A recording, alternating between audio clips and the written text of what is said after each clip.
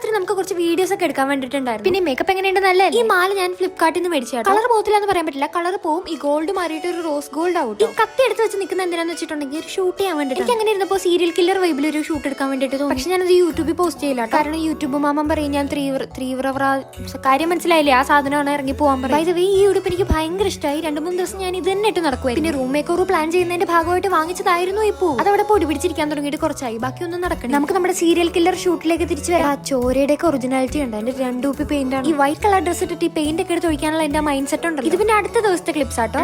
ആരുടെ അവിടെ സൈഡ് വിളിച്ചിരിക്കുന്നത് നമ്മൾ ഇന്ന് ചെറുതായിട്ട് ഒരു ഓണം ഷൂട്ടാണ് സെറ്റ് ചെയ്യാൻ വേണ്ടിട്ട് പോകുന്നത്. പൊതുവേ ഞങ്ങളുടെ വീഡിയോസ് കാണുന്ന കുറച്ച് പേര് ഞങ്ങൾ ക്രിഞ്ചാന്ന് പറയാറുണ്ട്. ഇടയ്ക്ക് ഞങ്ങൾക്കും തോന്നാറുണ്ട്, എടാ അതായത് ഇതൊക്കെ മൂന്നാമത് ഒരാൾക്ക് എന്നും ക്രിഞ്ച് തന്നെയാണ്. അങ്ങനെ തന്നെ ആയിക്കോട്ടെ, അത്രേ ഉള്ളൂ. ഇപ്പൊ ചെയ്തുതരാം.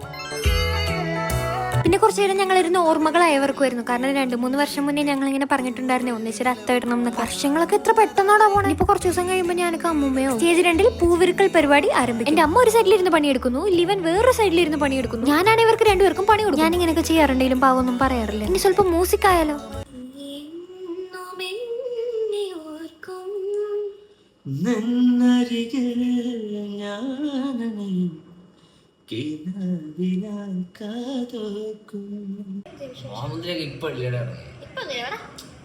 ലൂസിഫറിനകത്തെ പാട്ട മോഹമുന്തിരി. ലൂസിഫർ എപ്പോഴാണ്?